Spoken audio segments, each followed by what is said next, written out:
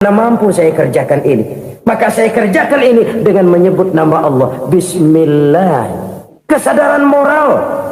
Manusia hanya wajib berusaha, tapi nggak pernah wajib berhasil. Banyak hal-hal yang kalau kita renungkan secara rasio nggak mungkin, tapi jadi kenyataan. La haula wala quwata illa billah. Tidak ada daya dan kekuatan kecuali bagi Allah semata-mata. Kesadaran moral akan kelemahan dan keterbatasan makhluk bernama manusia. Kadang kita kagum dengan otak, tapi kita sering lupa sama yang bikin otak. Padahal bagaimanapun hebatnya otak, yang bikin otak pasti lebih hebat dari otak. Nggak percaya, silahkan otak-otakan. Inilah kecenderungan. Kita kagum dengan pesawat-pesawat mutakhir, bukan main besi gede banget terbang itu. Alangkah hebatnya. Lalu apa yang bikin otak tidak lebih hebat dari itu semua? Kita puji laut. Apa yang bikin laut tidak lebih hebat dari laut itu? La haula wala quwata illa billah. Tidak ada daya dan kekuatan kecuali Allah. Apa yang bisa kita lakukan kalau tidak karena daya dan kemampuan yang diberikan oleh Allah kepada kita? Lahirlah sikap tawadu, rendah hati, tidak melonjak menjadi angkuh dan sombong, sadar akan kelemahan dan keterbatasan diri sebagai makhluk yang diciptakan oleh Allah Subhanahu wa taala. Jadi satu sisi ini ucapan yang berpahala, la haula, jadi wiridan. Pada sisi lain ini kesadaran moral, sikap mental, kesadaran batin bahwa yang punya daya dan kekuatan itu cuma Allah. Kita nggak pantas untuk sombong. Sebab sombong itu pakaiannya Allah. Kita nggak sedang pakai pakaian Allah, kegedean. Dan makin kita renungi, makin terbentur. Apa sih yang bisa kita sombongin? Kita mau sombong apa? Kaya? Pintar? Itu kan semua relatif. Di atas langit masih ada langit lagi. Jadi oleh karenanya, marilah kita menyadari. Manusia hanya wajib berusaha, tapi tidak pernah wajib berhasil. Yang berusaha saja tidak wajib berhasil, apalagi yang tidak berusaha. Islam bukan agama orang pemalas yang selesai sholat lalu enggelohom, enggelenggem ayem-ayem. Tapi Islam bukan agama orang sombong yang setelah berusaha lalu tidak memerlukan Allah. Kita bisa saja bikin proyeksi, tahun sekian kita bakal panen besar menurut perhitungan otak. Tapi ada kejadian lain. Apa? Tikus ngambek. Habis itu dimakanin tikus, panen gagal. Proyeksi rasional gagal oleh tikus-tikus yang ngambek itu. Bisa saja terjadi. Tahun depan kita panen besar, urung. Kenapa? Musim panas panjang. Dan sekarang ini koran-koran bikin berita musim mengalami penyelewengan. Bukan cuma manusia yang nyeleweng sekarang. Musim pakai nyeleweng. Mestinya kan musim hujan udah selesai, masih hujan-hujan juga. Musim. Nah sekarang kita boleh bikin proyeksi, kita bakal panen besar. Tahu-tahu musim panas panjang. Sawah retak, air kering. Cari teknokrat yang paling botak, suruh pendekin tuh musim panas. La haula wala quwata illa billah. Inilah kesadaran moral. Saudara, saya teringat satu saat ada seorang konglomerat. Umurnya ya kira-kira 70-an. Satu saat dia ditanya oleh wartawan, "Pak, umur Bapak berapa sih?" "Ya paling 10 tahun. 10 tahun? 10 tahun? Anak Bapak berapa orang?" "Satu." "Satu saja?" "Satu." "Harta Bapak berapa?" "Ya paling-paling bangsa 7 juta kali." 7 juta? "Iya." Pak, kenapa Bapak bohongi saya? Bapak punya buku biografi. Koran-koran, majalah-majalah banyak memuat cerita riwayat hidup Bapak. Saya tahu umur Bapak 70. Kenapa bilang cuma 7 tahun? Saya tahu anak Bapak 8. Kenapa cuma bilang 1? Saya tahu harta Bapak miliaran, mungkin triliunan. Pabrik di mana-mana, bank di mana-mana. Kenapa bilang uang Bapak cuma 7 juta? Nak, kata si konglomerat tadi, kamu benar nak, kamu benar. Umur saya kalau jumlahnya memang 70 nak. Cuman ingat-ingat saya, baru 7 tahun terakhir ini saya sujud. Baru 7 tahun terakhir ini saya berusaha dekat dengan Allah. Saya laksanakan perintahnya, saya jauhi larangannya. 7 tahun inilah rasanya yang ada nilainya di hadapan Allah. Yang 63 tahun matong, kelabu, kelem umur gue.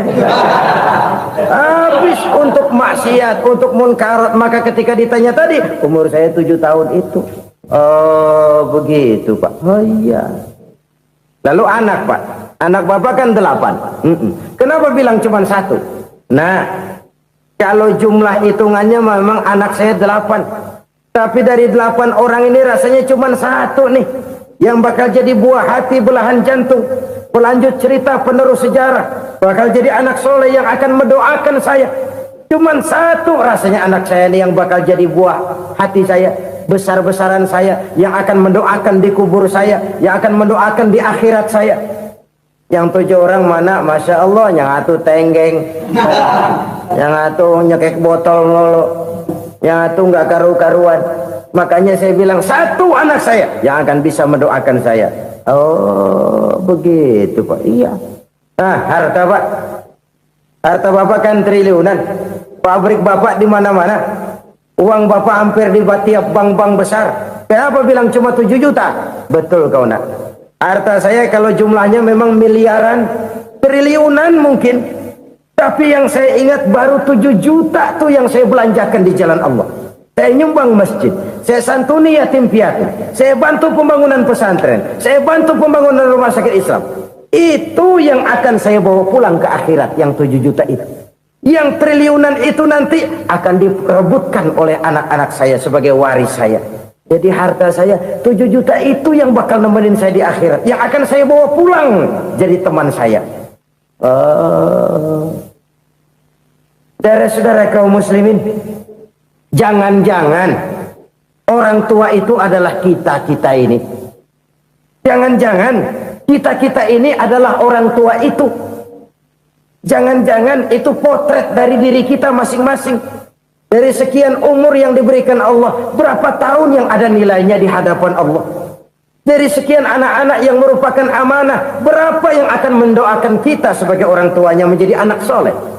Dari sekian banyak harta yang diberikan Allah, berapa yang akan kita bawa pulang menghadapnya nanti, yang kita belanjakan di jalan Allah. Ini sebuah potret kehidupan. Karena itu kita kembali kepada la haula wa la quwata illa billah. Kita wajib berusaha, kita wajib berikhtiar. Selebihnya segala daya dan kekuatan hanya milik Allah saja semata-mata. Satu kesadaran batin dari setiap pribadi muslim. Setelah ia berusaha dan berikhtiar, ia menyerahkannya kepada Allah Subhanahu wa ta'ala. Jadi satu sisi ini merupakan wiridan ucapan yang mengandung pahala, pada sisi lain ini merupakan sikap batin dari seorang muslim di dalam ia menghadapi realitas kehidupan ini. Saudara-saudara kaum muslimin rahimakumullah, kalau ini kita jadikan satu basis kehidupan, maka ini akan menyelamatkan manusia dari kemungkinan tergelincir menjadi orang yang lupa diri dan lupa darat. Sebab itu Imamul Ghazali berpesan, jadidis safinah fa innal bahra amiq, wa khuziz zad fa inna safara ba'id, wa khaffifil hamla fa innal hamla sadid. Perbarui selalu kapalmu karena lautan sangat dalam. Bawa bekal yang banyak karena perjalanan ini sangat jauh. Ringankan beban karena kebanyakan beban akan menyakitkan. Alangkah indah kalimat ini, alangkah dalam makna yang terkandung di sana. Perbarui selalu kapalmu karena lautan sangat dalam. Apa artinya ini? Jaga mentalmu baik-baik. Pelihara imanmu baik-baik karena hidup penuh cobaan seperti lautan. Kita kalau berlayar di lautan kan kadang-kadang tenang, angin bertiup sepoi-sepoi basah. Jika malam datang, bintang gemintang bertabur menghias cakrawala. Rembulan memantulkan sinarnya dengan indah. Dalam keadaan begitu berlayar enak. Tapi lain saat Ombak menggunung, halilintar menyambar, angin topan bertiup. Berapa banyak sudah saudara-saudara kita yang tenggelam di lautan dunia tanpa sadar bahwa dia belum sampai kepada pantai yang akan dituju. Berapa banyak sudah saudara-saudara kita yang tenggelam di lautan dunia ini tanpa sempat bangkit lagi. Dia menyangka sudah sampai kepada tujuannya. Hati-hati kapal jangan sampai bocor karena lautan sangat dalam. Iman ini jaga baik-baik karena hidup penuh dengan ujian. Wa khuzizat fa inna safar ba'id. Bawa bekal yang banyak karena perjalanan sangat jauh. Saudara mau ke Bandung, bawa duit. Saudara mau ke Surabaya, banyakan lagi duitnya. Saudara mau ke Mekah, gepokan, iketan tuh duit nggak lembaran lagi. Makin jauh perjalanan, makin banyak bekal yang harus kita bawa. Kalau saudara dari Jakarta mau ke Surabaya, kagak bawa duit berangkat juga, itu sih bukan berani namanya, nekat. Sampai Surabaya belum tentu, sengsara di jalan udah pasti. Kenapa? Nggak bawa bekal berangkat. Sama juga kita nih, misalnya belum sempat sembahyang, mati. Waduh, berani banget orang. Belum punya bekal, mati. Sengsara di jalan. Atau bekal tidak cukup. Dari Jakarta saudara mau ke Surabaya, bawa duit 500 perak. Paling jauh Cikampek nyampenya itu. Paling jauh itu. Antara jauhnya perjalanan dengan bekal yang saudara bawa tidak seimbang. Hidup ini perjalanan panjang. A walking tour. Dimulai dari alam arwah. Sebelum jasad diciptakan, roh diciptakan lebih dulu. Dari situ pindah ke alam rahim. Dari alam rahim pindah ke alam dunia. Dari alam dunia pindah ke alam barzah. Baru menuju akhirat. Satu perjalanan panjang. Kalau bekal tidak bawa, sengsara di jalan. Bawa bekal yang banyak karena perjalanan ini sangat jauh. Wa khaffifil hamla, ringankan beban karena beban itu cuma akan menyulitkan. Kalau bekal itu sih keperluan, tapi beban nggak kita perluin, cuma ngeberat-beratin. Apa ini beban? Dosa. Kecurangan, kebatilan, kezoliman, ketidakadilan, kesewenang-wenangan. Itu akan jadi beban kita di akhirat. Alangkah celakanya, perjalanan panjang, bekal tidak bawa, beban kelewat banyak. Alamat sengsara di jalan. Pahala tidak ada, dosa berlipat ganda. Na'udzubillah, summa na'udzubillah. Kalau kita rangkum nasihat Al-Ghazali dengan kisah si konglomerat tadi, kita akan mengambil kesimpulan. Pertama, bekal terbaik dalam menghadapi gejolak kehidupan ini tidak lain adalah iman. Yang kedua, pahala dan dosa. Dua hal kontroversial. Pahala adalah bekal, dosa adalah beban. Tapi kita sekarang kan tidak begitu terangsang kepada yang abstrak. Orang berlomba mencari yang konkret-konkret saja. Yang real. Kalau memang dosa, benjol dong. Kira-kira begitu. Kira-kira begitu. Persis orang Yahudi dulu. Orang Yahudi itu kan pernah minta kepada Nabi Musa. Ya Musa, lan nu'mina laka hatta narallaha jahrah. Musa, kami nggak bakal mau beriman kepada Allah kalau belum kami lihat Allah ada nongkrong di depan kami. Kalau memang Tuhan ada, taruh dong di depan kami. Mau yang konkret-konkret saja. Kalau memang dosa, benjol dong. Kalau memang pahala, berasa dong. Orang terangsang kepada yang real, yang konkret-konkret saja. Karena itu, untuk mengejar dosa, orang mau bayar. Tapi untuk mengejar pahala, walaupun tidak bayar, orang segan. Ini yang dikatakan oleh Nabi, kamu mengharapkan ke surga, tapi kamu berat melaksanakan sesuatu yang bisa membawa kamu ke surga. Kamu ingin jauh dari neraka, tapi tiap saat kamu lakukan perbuatan-perbuatan yang justru menjerumuskan kamu ke neraka. Idda'aitum an-najata minan nar wa ramaitum fiha anfusakum. Kamu ingin selamat dari neraka, tapi kamu lemparkan diri kamu ke neraka. Kamu ingin masuk surga, tapi berat sekali kamu melakukan perbuatan-perbuatan yang bisa menyampaikan kamu di surga. Saudara-saudara kaum muslimin rahimakumullah. Jadi hal keempat yang merupakan perbendaharaan surga adalah la haula wa la quwata illa billah. Satu sisi ini merupakan ucapan yang memperberat timbangan akhirat. Pada sisi lain ini merupakan sikap hidup seorang muslim. Kesadaran batin yang sangat dalam bahwa tidak ada daya dan kekuatan kecuali Allah.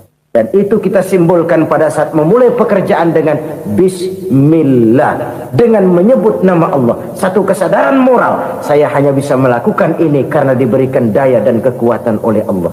Lahirlah sikap tawadu, rendah hati, tidak melonjak menjadi angkuh dan sombong. Saudara-saudara, sampai sini dulu jumpa kita kali ini. Semoga 4 perbendaharaan surga ini dapat kita lakukan, yang kelak akan merupakan bekal kita di kemudian hari nanti. Amin ya rabbal alamin. Bapak-bapak, ibu-ibu, saudara-saudara kaum muslimin rahimakumullah. Di dalam kehidupan kita sebagai seorang muslim, minimal 5 kali dalam sehari semalam kita mendengar seruan untuk mendirikan solat yang disebut azan. Ada kalimat menarik di dalam kalimat azan itu, yakni seruan hayya 'alal falah, marilah menuju kepada keberuntungan, marilah meraih kemenangan. Seruan ini adalah kecenderungan dari setiap manusia, apapun warna kulitnya. Artinya, setiap orang dalam hidup selalu ingin meraih dan mencari kemenangan. Kemenangan akan melahirkan kepuasan batin, dan kepuasan batin memberikan kebahagiaan. Sedangkan kekalahan melahirkan penderitaan batin, dan penderitaan batin menjerumuskan seseorang di dalam berbagai bentuk kerugian. Jikalau inilah seruan azan, maka masalahnya ialah apa yang menyebabkan kita meraih kemenangan. Al-Quranul Karim memberikan tuntunan dan ajaran kepada kita bahwa orang-orang yang memperoleh kemenangan itu tidak lain adalah orang-orang yang bertakwa. Hanyalah mereka yang bertakwa kepada Allah Subhanahu wa ta'ala pada akhirnya akan tampil sebagai pemenang. Lalu siapa orang yang bertakwa itu? Dijelaskan dalam awal-awal Al-Baqarah, orang yang bertakwa yang akan meraih kemenangan. Pertama, allazina yu'minuna bil ghaib, yaitu orang-orang yang beriman kepada yang gaib.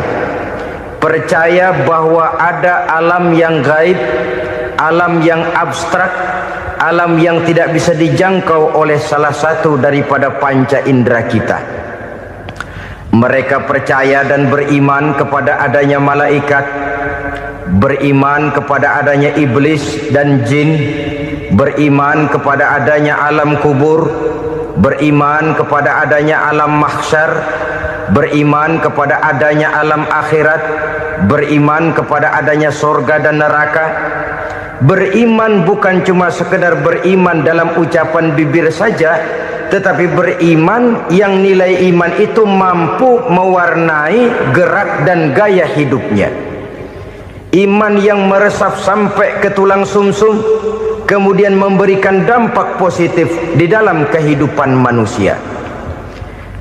Alam, kita tahu, adalah sesuatu yang selain Allah, dan Allah bukanlah alam. Apapun namanya selain daripada Allah, itu adalah alam. Alam pada hakikatnya terbagi menjadi 2. Ada alam syahadah, alam nyata, alam konkret, alam yang bisa dijangkau oleh salah satu indera kita. Kemudian ada alam ghaib, alam yang tidak bisa dijangkau oleh panca indera kita, alam metafisika, alam abstrak, alam yang wajib kita imani keberadaannya. Kita percaya bahwa malaikat itu ada, kita percaya kepada jin, bahwa jin itu ada, Kita percaya kepada adanya iblis dan setan, bukan percaya kepada iblis dan setannya. Percaya bahwa iblis dan setan itu ada. Itu termasuk salah satu daripada sifat orang yang bertakwa kepada Allah.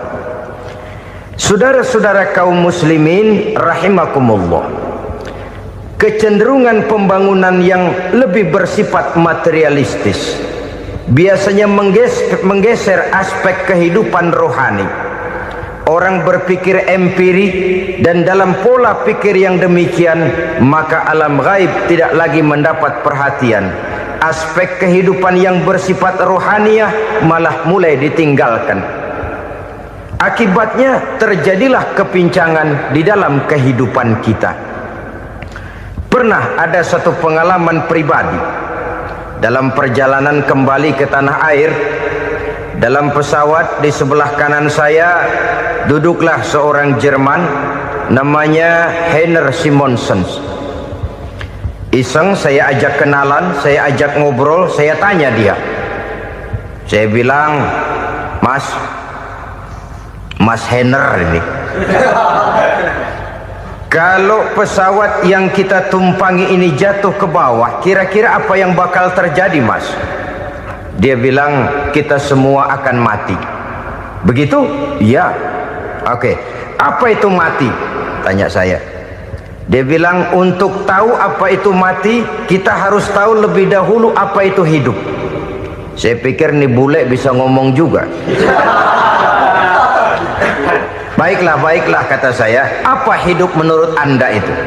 Oh, hidup itu dia bilang, kalau seluruh anggota badan kita bekerja secara normal, paru-paru memompa darah secara normal, jantung berdetak secara normal, sel-sel tubuh bekerja secara fit, dan organisme tubuh hanya mau bekerja secara normal, dia bilang, kalau kita memberi makan yang cukup, menu yang teratur, dan gizi yang lengkap. Saya bilang, kesimpulannya apa, Ner? Dia jawab, hidup adalah dari tangan ke mulut. Life is from the hand to the mouth, kata dia. Hidup adalah dari tangan ke mulut. Jadi masalah hidup tidak lebih daripada masalah isi perut. Orang pergi pagi, pulang sore, peras keringat, banting tulang, perut yang dibelain. Saya bilang, you are wrong. Sampean salah, Ner. Kamu orang Islam bukan? Bukan. Pantas. Kenapa saya salah? Dia bilang, ya jelas salah. Salahnya di mana? Kamu ini manusia. Kalau hidup cuma dari tangan ke mulut, saya bilang, kambing di kampung saya juga begitu pikirannya, Ner. Itu kambing di kampung saya, asal perutnya kenyang, sudah hidup dia. Perkara besok bagaimana, lusa prospeknya macam mana, bulan depan ada apa, kambing nggak pernah mikir. Di kampung saya kambing juga pikirannya begitu. Kamu Kristen ya? Tadinya. Loh kok tadinya, lalu apa sekarang kamu ini? Dia bilang, sekarang saya netral. Saya tidak beragama, tapi saya percaya kepada Tuhan sebagai pencipta alam. Saya ingat benar dia bilang, I haven't any religious, but I believe to God as the creator of the world. Kenapa bisa netral begitu, Ner? Habis saya bingung katanya. Islam bilang Islam baik, Kristen bilang Kristen baik, Hindu Buddha bilang Hindu Buddha baik, semua agama baik. Saya netral sekalian, nggak beragama. Yang penting saya percaya kepada Tuhan. Saya bilang, Ner, kamu ini kayak orang mau beli celana, lalu bingung. Yang satu bilang Levi's bagus, yang satu bilang Blue Jean hebat, yang satu bilang Wool England hebat. Celana ini hebat, celana itu bagus, celana ini hebat, semua celana bagus, kamu bingung. Akhirnya netral, tidak pakai celana.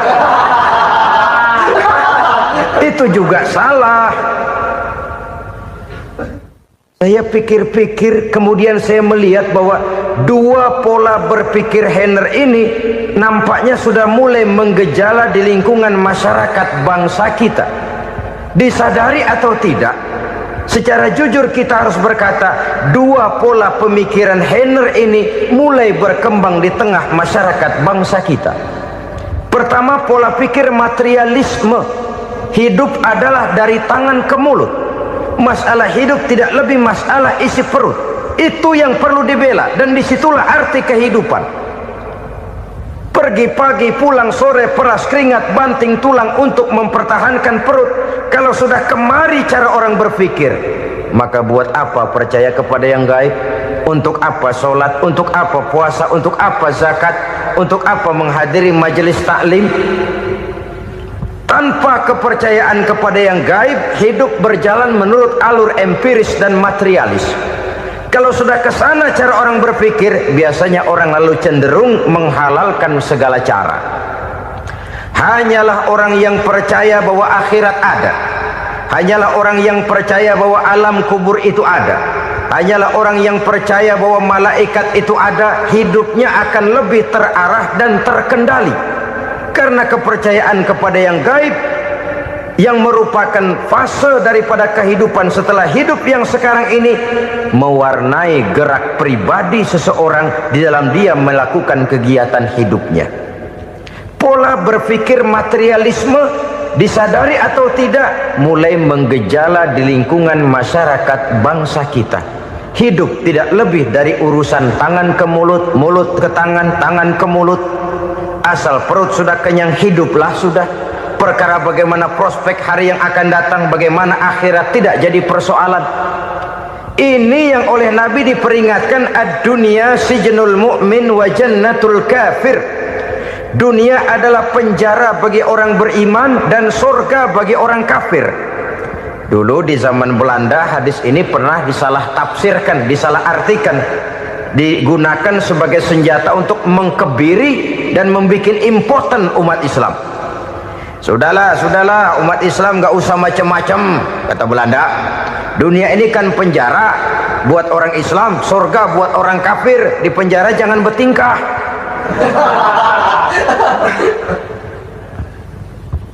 Pengertiannya tidak begitu.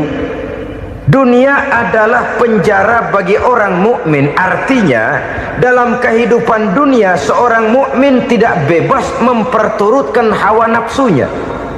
Dipenjara hawa nafsunya. Sebaliknya surga bagi orang-orang kafir. Buat orang kafir surgalah dunia ini. Mereka bebas memperturutkan hawa nafsunya, dilarang tidak terlarang, dicegah pun tidak tercegah. Mereka hidup menurut alur bisikan nafsu mereka sendiri. Kemudian bila ajal datang, maut merenggut nyawa, selesailah surganya sampai di situ. Maka bagi orang-orang yang tidak percaya kepada adanya akhirat, kepada adanya alam gaib, surganya sebatas umurnya. Sekali lagi, surganya sebatas umurnya. Bila umur selesai, ajal pun datang merenggut nyawa, selesailah sudah surganya sampai di situ. Alangkah pendeknya perjalanan orang-orang yang tidak percaya kepada alam gaib ini. Bagi kita mukmin, jikalau kita mampu memenjarakan hawa nafsu, kita bisa bahagia di dunia ini. Dan Islam memang tidak menyuruh kita sengsara di dunia. Raih dunia, kejar dunia, gapai dunia sebagai alat untuk mencapai kebahagiaan di akhirat nanti. Hidup adalah satu perjalanan panjang yang terbentang sejak kita terlahir dari alam rahim sampai kepada alam akhirat nanti. Andai kata kita gagal meraih kebahagiaan di dunia, toh kita masih punya akhirat. Tapi jangan jadi dalil yang melemahkan semangat. Biarin dah kita di dunia kebelangsak, yang penting akhirat. Akhirnya dunia benar-benar kebelangsak. Bagaimana dunia ini bisa kita raih, dan bagaimana meraih dunia untuk menunjang kepentingan akhirat nanti. Yang kedua dari pikiran Henner yang saya lihat menggejala di lingkungan masyarakat bangsa kita, timbulnya manusia-manusia netral. Seolah-olah Tuhan yes, agama no. Sama Tuhan percaya, agama ogah. Tuhan ngangguk, giliran agama godeng. Padahal hampir dalam setiap ayat dalam Quran, kata-kata amanu biasanya bergandeng dengan wa amilus shalihat. iman dan amal soleh. Ini sebagai isyarat Tuhan dan agama jangan pernah dipisah-pisah. Apabila kita bertuhan, maka kita harus beragama. Apabila kita beragama, maka agama itu harus bersumberkan dari Tuhan yang kita imani itu. Tidak mungkin kita pisah, Tuhan yes, agama no. Sama Tuhan percaya tapi agama bikin sendiri. Sembayangnya cukup bengong 2 jam madep ngulon.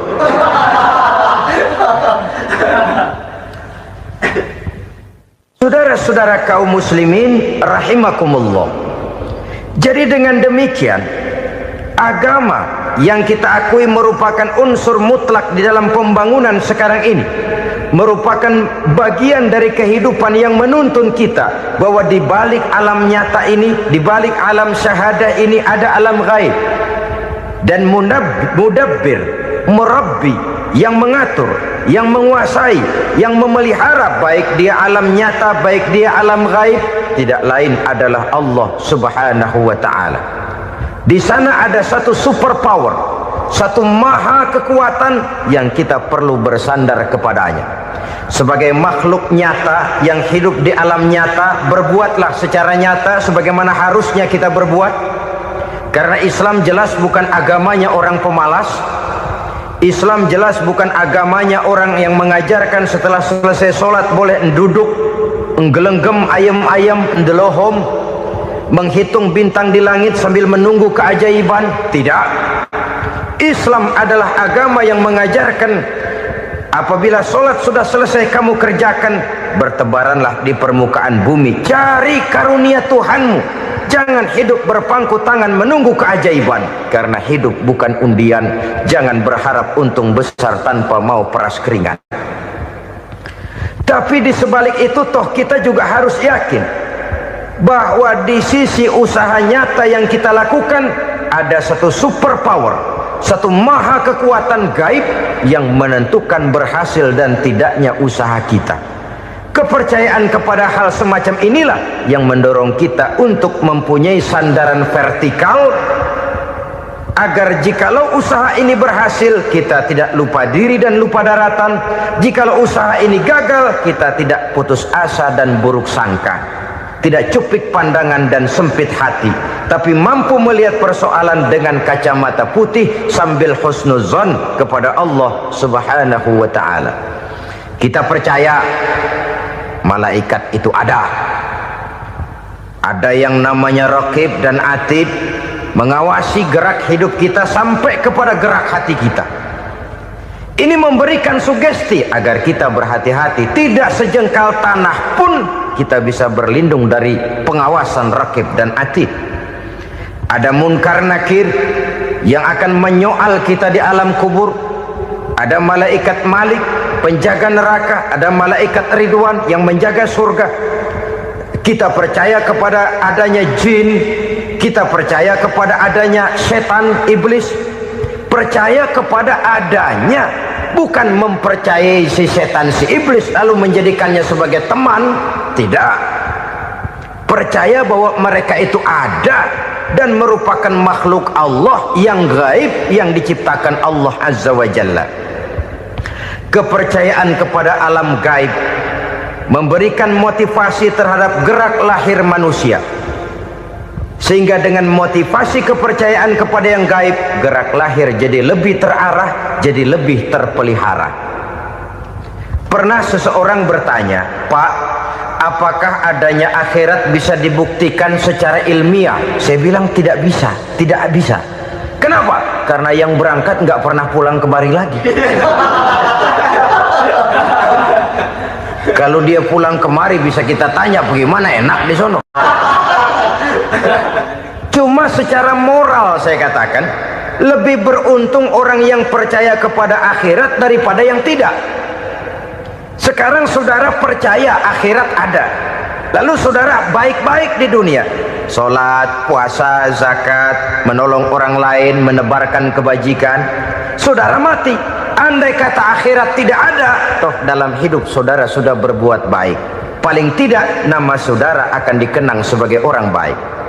Sebaliknya, saudara percaya, kata saya, bahwa akhirat tidak ada, lalu hidup semau-maunya, tenggelam dalam maksiat dan munkarat, menentang Allah, tidak mau ruku dan sujud, lalu saudara mati, kemudian akhirat ada, ayo mau apa?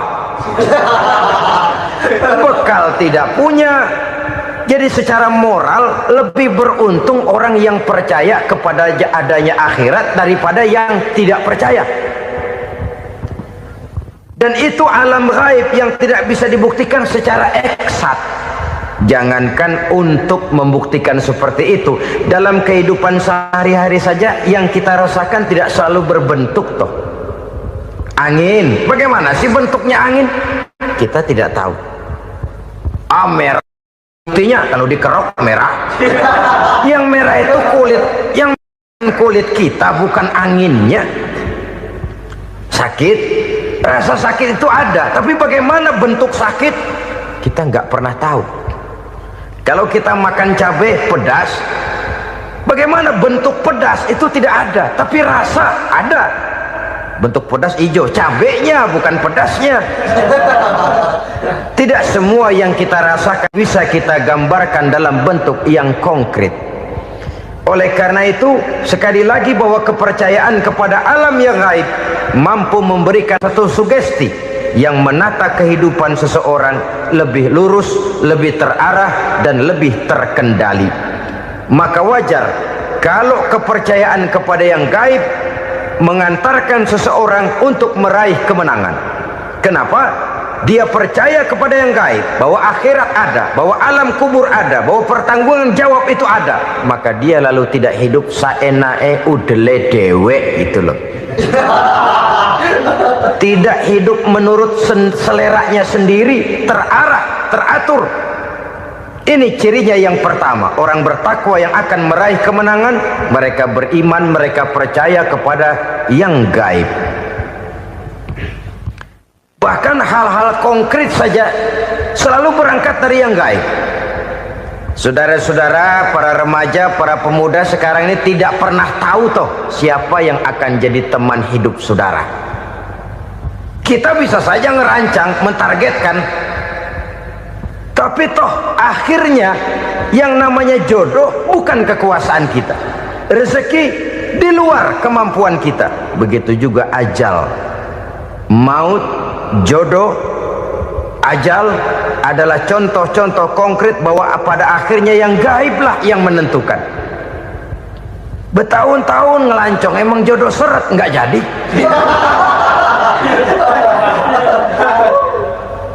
Begitu kenal baru setengah malam nginep ditangkap hansip kan.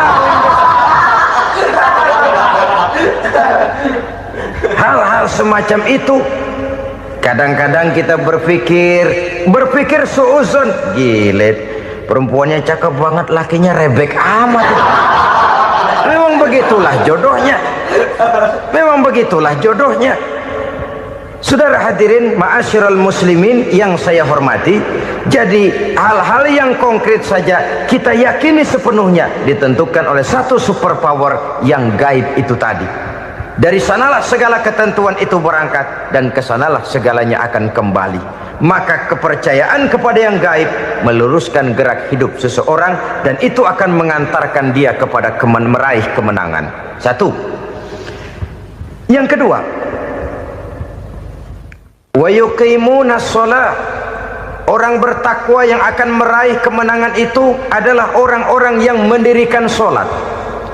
Kenapa sholat mengantarkan orang untuk meraih kemenangan? Yang jelas, inna sholata tanha anil fahsya'i wal munkar.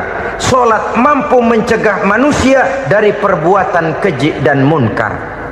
Banyak filsafat hidup yang terkandung di dalam sholat ini. Sejak kita wudhu sampai kita menghadap ke arah kiblat, sampai kita melakukan gerak-gerak sholat, bacaan-bacaan yang ada di dalam sholat, lalu sampai kepada mengucapkan salam. Banyak filsafat hidup yang terkandung di dalam sholat. Umpamanya saja, setelah takbiratul ihram mulai kita dengan sholat dalam posisi berdiri, diajarkan dalam kitab-kitab fikih agar kita melihat ke arah tempat sujud. Ini kan filsafat kehidupan. Kalau kamu sholat dalam posisi berdiri, lihat tempat sujud. Jangan sholat mata jelalatan, sebab nanti bisa mengurangi kekhusyuan. Jadi wajar kalau yang dikatakan bahwa yang paling afdol adalah shaf yang di depan. Kenapa? Secara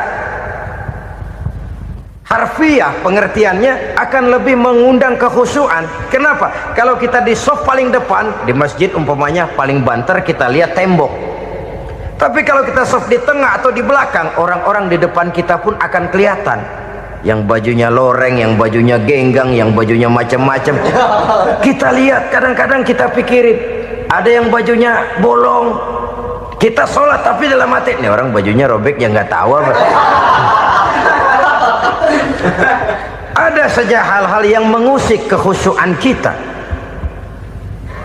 Oleh sebab itu diajarkan dalam posisi berdiri, lihat, arahkan pandangan matamu kepada tempat sujud. Ini kan filsafat kehidupan. Maksudnya apa? Kalau lagi diri lihat dong tempat sujud. Kalau udah di atas ingat dong sama yang bawah. Kalau sudah tinggi ingat dong dari mana kamu berangkat. Kalau sudah berkuasa bantu dong yang lemah. Kalau sudah kaya santuni dong yang miskin. Kalau sudah alim bimbing dong yang awam. Ini filsafat kehidupan. Dalam posisi berdiri kau lihat tempat sujud. Ini akan melahirkan kepekaan sosial, di mana seseorang mau tahu kepada orang lainnya. Bagaimanapun kaya kita, tinggi pangkat dan jabatan kita, jikalau hidup hanya untuk kepentingan perut sendiri saja, rasanya belum membawa manfaat di dalam kehidupan kita. Tapi efek yang tertinggi sesungguhnya, sholat mencegah manusia dari perbuatan keji dan munkar. Perbuatan keji dan munkar walaupun kelihatannya mendatangkan uang, membawa keuntungan, tapi itu keuntungan semu, keuntungan sementara. Dengan menipu orang lain kita bisa dapat untung, tapi tidak membawa berkah. Dan itu adalah kerugian besar dalam kehidupan kita. Maka untuk meraih kemenangan harus dimulai dengan membentuk kepribadian yang tegar, memiliki sandaran vertikal yang langsung kepada Allah Subhanahu wa ta'ala. Dan itu hanya bisa kita tempuh melalui jalur ibadah formal yang sudah ditentukan Allah, yakni sholat yang 5 waktu. Untuk memperkuat itu ada sholat-sholat sunnah, rawatib, nawafil sebagai terminal kontrol cadangan untuk memelihara stabilitas temperatur batin di dalam kita berhubungan dengan zat yang maha gaib, yaitu Allah Subhanahu wa ta'ala. Orang sering bertanya, Pak, itu tetangga saya nggak sholat, duitnya nggak habis-habis, Pak. Nggak sholat tapi mobilnya tambah terus, nggak sholat tapi usahanya makin maju. Tapi di sisi lain ada orang yang rajin sholat, rezekinya butak bener. Anaknya mana kurus, mana korengan. Saudara hadirin ma'asyiral muslimin rahimakumullah, harus saya katakan bahwa sholat memang bukan untuk cari duit. Sholat adalah sandaran vertikal kita kepada Allah. Sedangkan soal rezeki itu berkaitan dengan sifat Allah maha pengasih dan maha penyayang. Allah maha pengasih, siapapun dikasih kalau mau usaha. Allah maha penyayang, tidak semua orang disayang oleh Allah Azza wa Jalla. Dan belum tentu banyak harta itu merupakan nikmat. Mungkin juga istidraj. Artinya istidraj itu dikasih tapi diambulin, kalau bahasa Betawinya itu. Dikasih tapi diambulin, itu bukan merupakan nikmat sesungguhnya, lebih merupakan azab dari Allah Subhanahu wa ta'ala.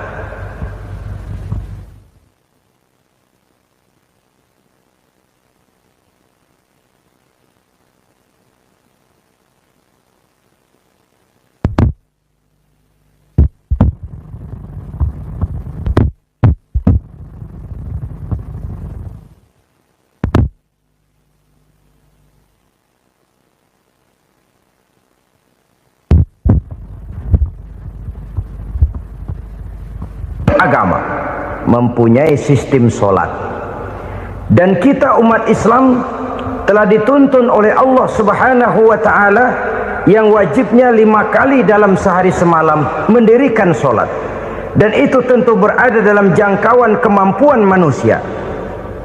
Pada awalnya barangkali kita memang merasa sholat itu satu kewajiban, tapi semakin kita hayati makna, manfaat dan filsafat yang terkandung di dalam ajaran sholat, semakin sampai kita kepada keyakinan bahwa sholat adalah keperluan kita.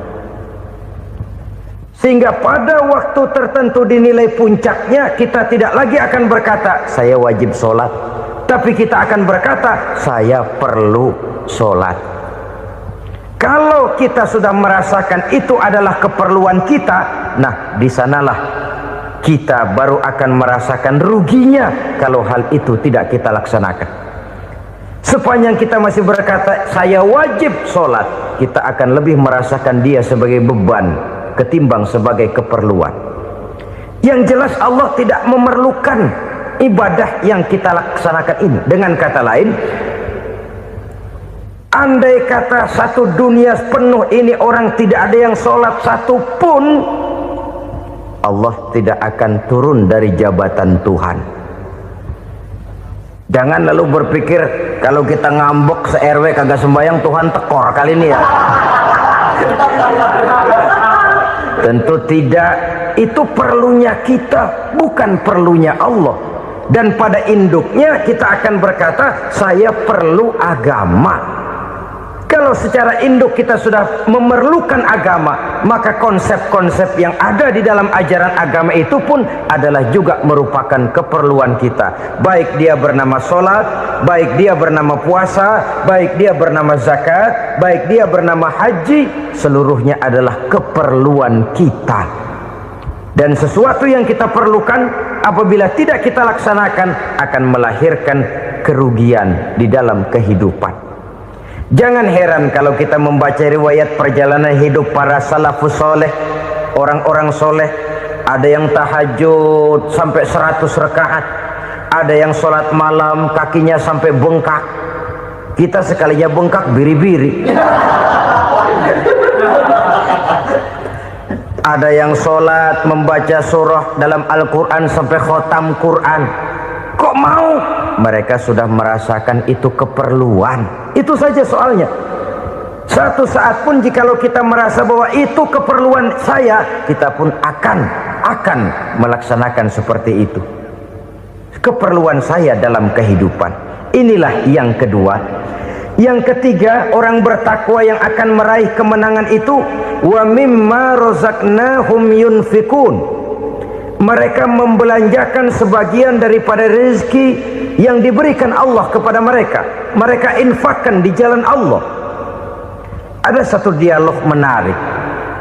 Satu hari seorang anak muda bertemu dengan seorang kakek-kakek yang sudah dikenalnya baik. Bertanyalah anak muda ini, "Kek, umur kakek berapa tahun?" 15 tahun, kata si kakek. "Anak kakek berapa orang?" 1. "Harta kakek berapa banyak?" 15 juta. Si anak muda ini bengong, lalu protes, "Kok kakek bohongin saya?" "Kenapa?" "Saya tahu umur kakek 70 tahun. Kenapa ngaku 15? Saya tahu anak kakek 5. Kenapa bilang 1? Saya tahu kakek miliuner, miliaran uang kakek. Kenapa ngaku cuma 15 juta? Begini, kata si kakek tadi. Benar, umur saya 70 tahun. Tapi dari umur yang 70 tahun itu baru 15 tahun terakhir ini saya merasakan ibadah kepada Allah. Meninggalkan maksiat, jauh dari segala macam munkarat. Maka yang 15 tahun inilah yang benar-benar saya rasakan sebagai umur saya. Benar anak saya 5, tapi yang 4 susah diatur. Cuman 1 rasanya nih yang bakal jadi si buah hati belahan jantung pelanjut cerita penerus sejarah. Cuma 1 ini yang saya harapkan, yang akan jadi anak soleh, yang akan membuat saya menerima pensiunan pahala. Kalau yang 4 apek dah, nggak ada harapan. Yang satu nyekek botol mulu. Oh begitu. Iya. Lalu kenapa kakek bilang harta kakek cuma 15 juta padahal saya tahu kakek uangnya miliaran, depositonya banyak? Ya karena 15 juta itulah yang saya ingat yang pernah saya belanjakan di jalan Allah. Saya merasa itulah harta saya yang sebenarnya. Yang miliaran yang saya simpan di bank kelak kalau satu saat saya mati akan jadi rebutan di antara anak-anak saya. Iya kalau anak saya soleh kayak yang satu ini. Kalau yang 4 tadi udah tulen dia bakal berantem dah berebut tuh. Jadi 15 juta yang saya belanjakan di jalan Allah inilah yang saya merasakan benar-benar harta saya yang sesungguhnya. Dialog ini patut menjadi bahan renungan kita bersama. Diberikan kita umur 40, 50, 60, 70, 80. Berapa tahun dari umur yang diberikan itu yang jalan mulus, yang kita gunakan untuk melaksanakan ibadah? Banyak harta kita simpan di bank, di lemari, di dompet, di tas. Tapi berapa yang sudah kita depositokan di jalan Allah yang akan menemani kita di hari kita kembali nanti? Maka orang bertakwa yang akan meraih kemenangan, wa mimma razaqnahum yunfikun, mereka membelanjakan sebagian dari rezeki yang diberikan Allah di jalan Allah subhanahu wa ta'ala. Ma'asyiral muslimin rahimakumullah, zahirnya memang kita memberikan kepada orang lain, tapi hakikatnya kita menyimpan untuk diri kita sendiri. Kita memberikan kepada yatim piatu 25.000. Zahirnya kita memberikan si yatim, hakikatnya kan kita cuma nyimpan. Saya berikan titip kepadamu, ini untuk saya di akhirat. Kau boleh belikan baju, kau boleh belikan untukmu makan, kau boleh bayarkan sekolahmu. Ini untuk saya. Hakikatnya kita nyumbang masjid 1 juta, zahirnya kita berikan kepada panitia masjid, tapi hakikatnya kan cuma titip 1 juta ya untuk saya di alam kubur nanti. Silahkan kau boleh belikan semen, ini uang, belikan besi, belikan pasir. Saya cuma sekedar titip untuk kepentingan saya. Hakikatnya kita cuma sekedar menitip. Sebagaimanapun pada hakikatnya, apapun yang kita miliki dalam kehidupan kan cuma sekedar hak guna pakai, bukan hak milik mutlak. Harta kita, rumah kita, kendaraan kita, kebun kita, pabrik kita, hak guna pakai saja. Hak milik mutlak cuma untuk Allah subhanahu wa ta'ala. Saudara-saudara kaum muslimin rahimakumullah, ini yang ketiga. Kemudian yang keempat, orang-orang bertakwa yang akan meraih kemenangan, allazina yu'minuna bima unzila ilaika, mereka yang beriman, mereka yang percaya kepada apa yang telah diturunkan kepadamu Muhammad, ay Al-Quran, yakni Al-Quranul Karim. Setelah percaya kepada yang gaib, mendirikan solat, kemudian menginfakkan sebagian dari rezeki yang diberikan Allah, mereka juga lalu percaya kepada yang diturunkan terhadap Nabi, yaitu tidak lain Al-Quranul Karim. Sekali lagi di sini, percaya bukan hanya sekedar percaya saja, tetapi percaya lalu menjadikan Al-Quran itu sebagai pedoman hidup. Sebab memang Al-Quran itu adalah GBHM, garis-garis besar haluan muslim. Apa yang harus kita lakukan, apa yang harus tidak kita lakukan, bagaimana mestinya kita bertingkah laku dan berbuat, seluruhnya tercantum di dalam Al-Quranul Karim. Itu sebabnya ketika satu hari Aisyah ditanya bagaimana akhlak Rasul, beliau menjawab, kana Rasulullah sallallahu alaihi wasallam khuluquhul Quran. Akhlak daripada Rasulullah tidak lain adalah Al-Quran. Jawaban simpel ini memberikan gambaran bahwa keseluruhan daripada konsepsi Quran sudah diterjemahkan dalam kehidupan Rasulullah Sallallahu Alaihi Wasallam. Karena kita tahu akhlak adalah keseluruhan dari gerak hidup manusia. Sejak ia berpribadi, berumah tangga, bertetangga, bermasyarakat, sampai kepada berbangsa dan bernegara, Al-Quran tetap memberikan sentuhan nilainya. Oleh karenanya, orang-orang yang bertakwa adalah orang-orang yang menjadikan Al-Quran sebagai pedoman dalam kehidupannya. Dan kita yakini Al-Quran diturunkan kepada Nabi Muhammad bukan merupakan produk Nabi Muhammad.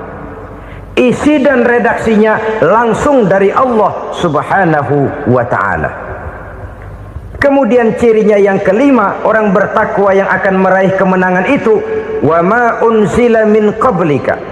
Tidak hanya sekedar percaya kepada yang diturunkan terhadap Nabi Muhammad yaitu Al-Quran, mereka juga percaya kepada apa yang pernah diturunkan kepada para nabi, kepada para rasul sebelum Nabi Muhammad. Percaya kepada adanya suhuf, percaya kepada adanya Taurat, percaya kepada adanya Injil, percaya bahwa Allah dahulunya sudah menurunkan Taurat kepada Musa, percaya bahwa Allah sudah menurunkan Injil kepada Isa, percaya Injil ada, Taurat ada, diturunkan Allah untuk Isa dan Musa, tetapi tidak wajib mengamalkannya karena kita sudah diberikan Al-Quranul Karim. Ini yang perlu saya garis bawahi. Kita percaya Allah telah menurunkan Injil dahulu kepada Isa. Kita percaya bahwa Allah telah menurunkan Taurat dahulunya kepada Nabi Musa. Kadang-kadang ini dijadikan dalih, dikacaukan pengertiannya. Quran saja mengajarkan bahwa orang yang bertakwa harus percaya kepada Injil, maka pakailah Injil. Apalagi kalau ayat sebelumnya ditilap, dihapus, dihilangkan, Injilnya yang ditekankan, maka akan terjadilah penekanan yang salah arah. Karena salah arah akhirnya bisa merusak dan menghancurkan akidah. Ketika Rasul suatu saat pernah ditanya orang, "Ya Rasul, bagaimana sikap kita sebagai muslim terhadap Injil yang ada sekarang?" Beliau menjawab, "La tukadzibuhu jami'an wa la tusaddiquhu jami'an." Jangan didustakan seluruhnya, jangan juga dibenarkan semuanya. Artinya, ini sudah merupakan gambaran dari Rasul bahwa dalam Injil yang ada sekarang masih ada ajaran-ajaran tauhid yang dibawa oleh Nabi Isa dan diajarkan kepada umatnya. Tapi juga dalam Injil yang sekarang ini sudah terkena intervensi dan investasi manusiawi. Karena itu Rasul menyimpulkan, la tukadzibuhu jami'an wa la tusaddiquhu jami'an. Jangan didustakan semua, jangan dibenarkan seluruhnya. Kita memang percaya Allah telah menurunkan Injil kepada Nabi Isa dulu, tapi kita tidak wajib mengamalkan Injil. Kita percaya Allah telah menurunkan Taurat kepada Nabi Musa, tapi kita tidak wajib mengamalkan kitab ajaran Taurat. Yang wajib kita percayai dan kita amalkan hanyalah Al-Quranul Karim. Kenapa? Oleh karena baik yang ada di dalam Taurat, baik yang ada di dalam Injil, tentu tercakup di dalam Al-Quran sebagai kitab terakhir yang diturunkan oleh Allah Subhanahu wa ta'ala. Dan itu wajar.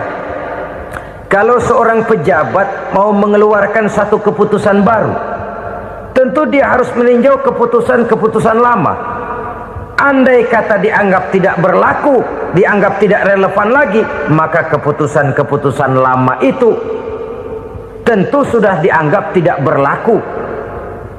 Sebagian daripada aturan-aturan dalam keputusan lama yang masih dianggap relevan tercantum dalam keputusan baru yang wajib diamalkan. Begitulah hubungannya antara Al-Quran, Taurat, Zabur, dan Injil. 4 kitab samawi yang diturunkan Allah masing-masing kepada Zabur untuk Nabi Daud, Taurat untuk Nabi Musa, dan Injil untuk Nabi Isa alaihi wassalatu wassalam. Ketiga-tiga kitab itu kita percayai adanya, Kita yakini Allah telah menurunkan Zabur, Taurat dan Injil, tapi kita tidak wajib mengamalkannya. Yang wajib kita mengamalkannya sekarang ini tidak lain hanyalah Al-Quranul Karim saja, karena ia mencakup apa yang ada di dalam Zabur, apa yang ada di dalam Taurat, dan apa yang ada di dalam Injil. Keotentikannya bisa dipertanggungjawabkan. Ya, tapi kan Nabi Muhammad sudah mati 14 abad yang lalu, dan di zaman beliau Al-Quran kan belum dikodifikasikan, belum ditulis. Bagaimana keotentikannya bisa dipertanggungjawabkan? Mudah saja. Allah berjanji, inna nahnu nazzalna dzikra wa inna lahu lahafizun. Kami yang menurunkan Al-Quran dan kami yang akan menjaga dan memeliharanya. Allah turunkan Quran, Allah menjaganya. Bagaimana cara Allah menjaga Al-Quran itu? Banyaknya orang-orang yang hafaz Al-Quran. Hafaz Al-Quran 30 juz, 114 surah, 6.666 ayat. Sehingga jangankan satu kata, jangankan satu ayat, satu kalimat saja berubah sudah akan timbul reaksi dan mudah dimengerti. Kenapa? Banyak orang-orang yang hafaz Al-Quran. Sedangkan pada setiap akhir tahun biasanya malaikat Jibril selalu mengadakan checking terhadap ayat-ayat yang diturunkan pada waktu itu. Di zaman Nabi sendiri sudah ada usaha kodifikasi. Dan yang lebih luar biasa lagi, sampai hari ini tidak seorang pun mampu membuat satu ayat saja semacam Al-Quran. Ke bahasa manapun dia diterjemahkan, naskah aslinya tetap ikut, rujukan dasarnya tetap ada. Berdasarkan itu maka tidak mungkin terjadi penyelewengan terhadap atau pemalsuan terhadap ayat-ayat Al-Quranul Karim.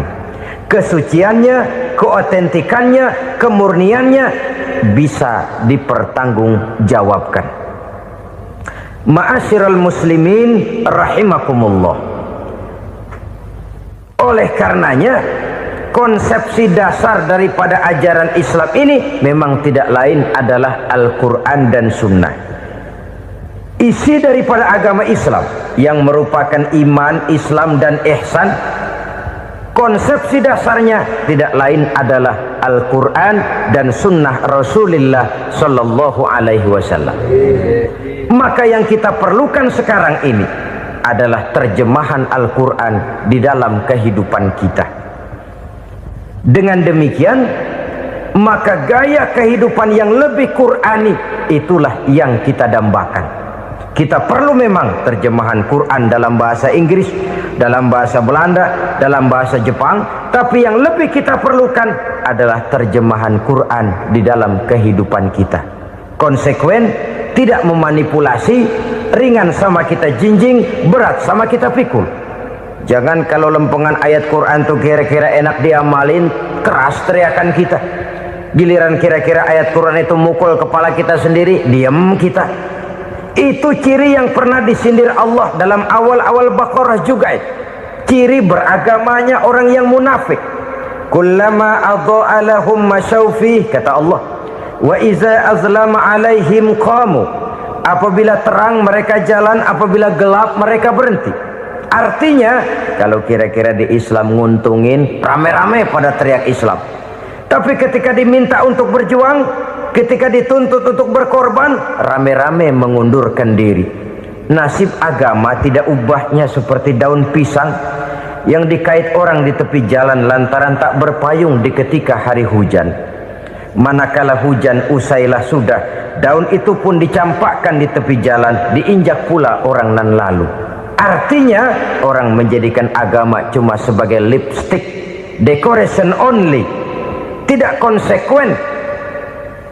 Hanya pada saat-saat kelihatannya Islam membawa keuntungan, rame-rame orang teriak-teriak tentang Islam. Tapi jikalau diminta berjuang, jikalau dituntut untuk berkorban, biasanya rame-rame juga mengundurkan diri. Jangan heran kalau mayoritas hitungan kita, tapi minoritas peranan kita. Kuantitas kita dalam jumlah, tapi dalam kualitas kita lebih sering jadi penonton daripada jadi pemain. Padahal itu sangat tidak boleh terjadi. Umat Islam di Indonesia harus bangkit. Umat Islam di Indonesia harus sadar akan keberadaannya. Tidak boleh hanya jadi penonton berpangku tangan, karena memang agama kita juga mengajarkan untuk konsekuen di dalam menjabarkan ajaran-ajaran daripada agama kita. Kita sering jatuh menjadi umat yang lemah oleh karena kita ini tidak pandai menggalang kebersamaan yang diakibatkan tidak konsekuennya kita. Diistilahkan bahwa umat Islam di dalam menggalang kebersamaannya itu harus seperti orang main sepak bola. Saudara-saudara kan tahu orang main sepak bola itu. Orang main sepak bola, kalau pertandingan belum dimulai sih silakan saja kumpul di luar lapangan, atur strategi yang baik. Tapi kalau pertandingan sudah dimulai, turun ke lapangan hijau, jangan kumpul terus. Ada sepak bola gotong royong, mundur-mundur rame-rame, depan ke depan kumpul melulu mainnya. Kalah. Orang main sepak bola itu ya harus ada penyerang tengah, harus ada penjaga gawang, harus ada strikernya, harus ada kiri luarnya, kanan dalamnya yang jadi backnya. Posisi boleh bermacam-macam, tapi yang penting saling ngoper untuk menggolkan gawang lawan. Begitulah umat Islam ini. Boleh ada yang jadi pejabat, boleh ada yang jadi pengusaha, boleh ada yang jadi petani, silakan ada yang jadi seniman, ada yang jadi penyair, ada yang jadi artis sekalipun. Tapi kalau sudah berhasil menguasai bola, jangan lupa operannya.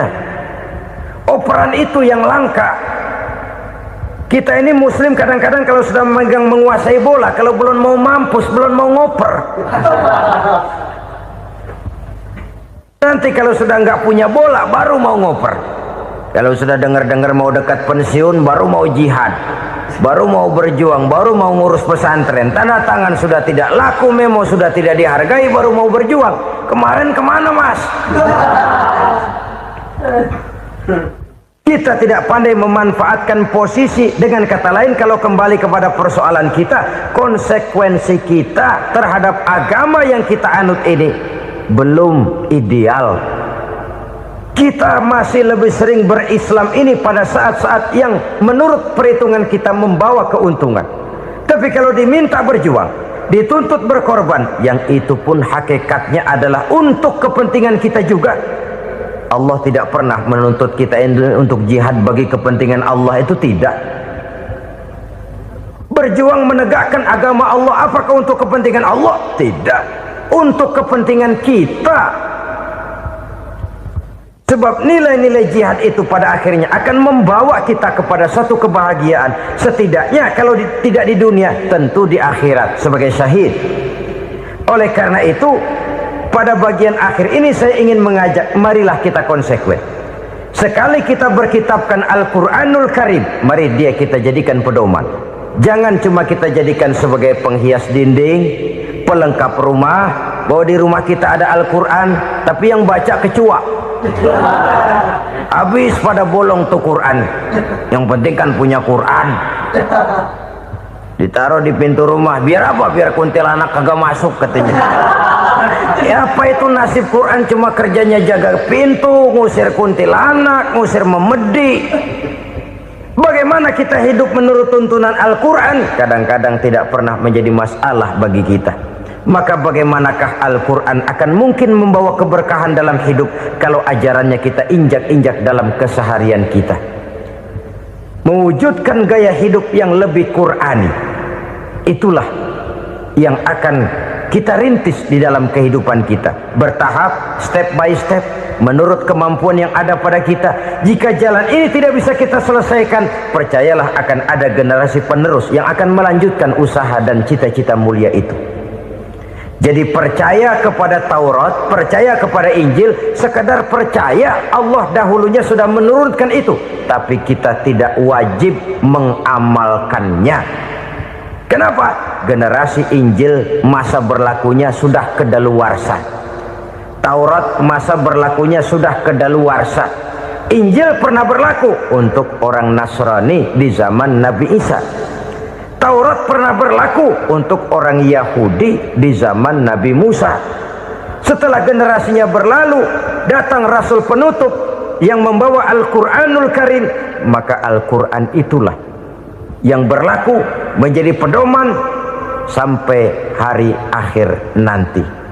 Jangan jauh dari Al-Quran, karena apabila ini kita lakukan, maka kita akan kembali kepada satu gaya hidup yang jauh dari tuntunan agama, dan itu artinya kita akan semakin jauh untuk meraih kemenangan.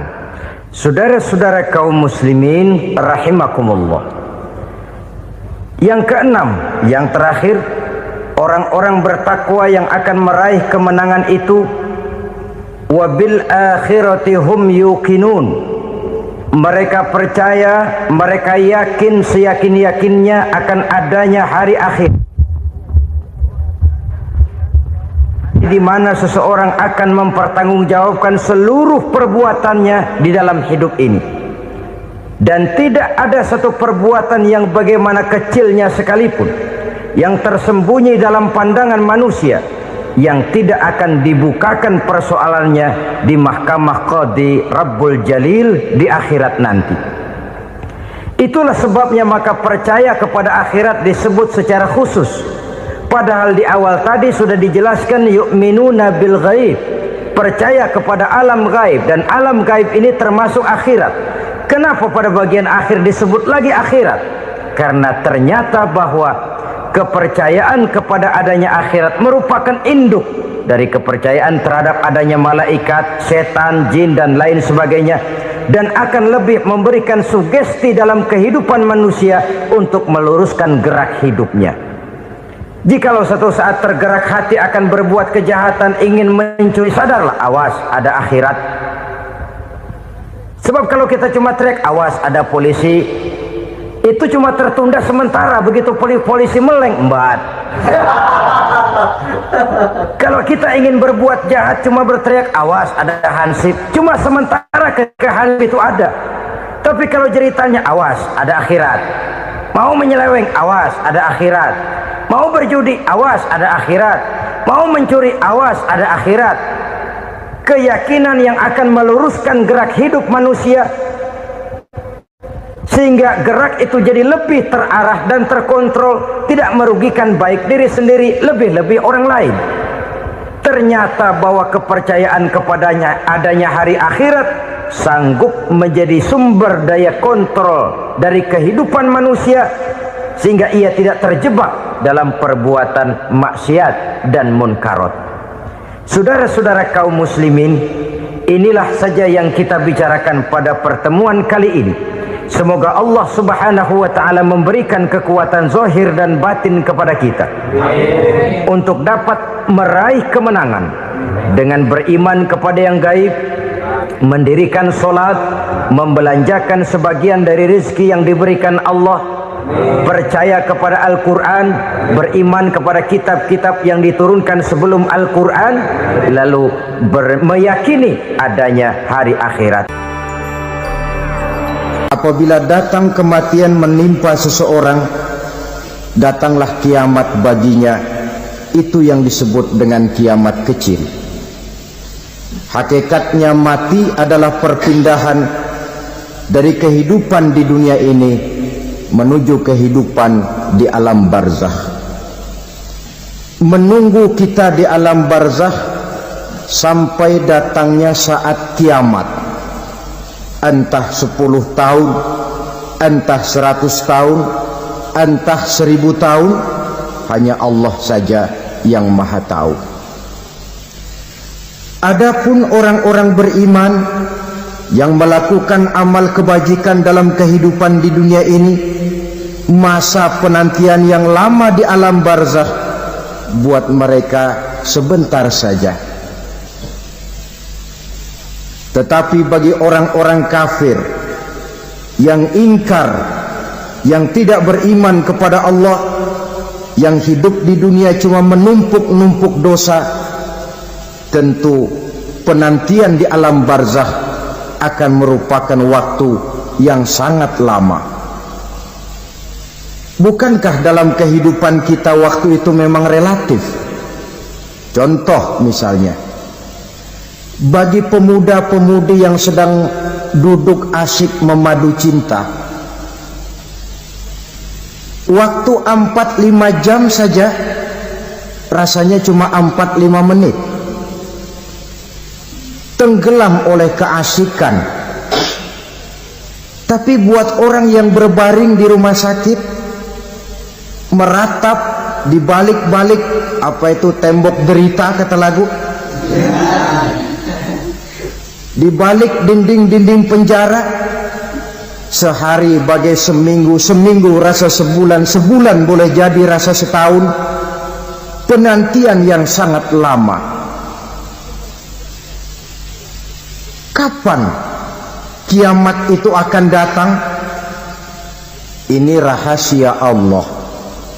Jangankan kita yang orang awam, baginda Nabi sendiri tidak diberitahu oleh Allah kapan kiamat itu akan terjadi. Tetapi sungguh pun demikian, banyak hadis-hadis yang menjelaskan ciri atau tanda-tanda datangnya kiamat. Nah, kalau sudah bicara soal tanda kiamat itu ada dua. Pertama yang disebut alamatus sughra, tanda-tanda kecil. Ini waktunya masih ada tenggang. Ada yang dinamakan alamatul kubra, tanda-tanda besar, artinya kiamat sudah diambang pintu. Apa tanda-tanda kecil dari datangnya hari kiamat itu? Misalnya kata Nabi, apabila ilmu sudah diangkat oleh Allah, artinya apabila ulama sudah banyak wafat, minat orang belajar agama berkurang, lalu kebodohan nampak merajalela di mana-mana, zina dikerjakan secara terbuka, minuman-minuman keras jadi kebanggaan. Itu termasuk di antara tanda-tanda kecil terjadinya hari kiamat. Apalagi misalnya iza waladatil ammatu rabbataha, apabila budak sudah melahirkan tuan. Apa maksudnya? Ada yang mentafsirkan apabila anak sudah bisa membudaki orang tuanya. Orang tua yang melahirkan dia, yang membesarkan dia, demi setelah si anak besar jadi orang berpangkat, bertitel, berharta, berkedudukan, jadilah orang tua itu budaknya. Sehingga sering dibilang kalau orang tua kaya, anak jadi raja. Tapi kalau anak yang kaya, orang tua sering jadi budak. Apalagi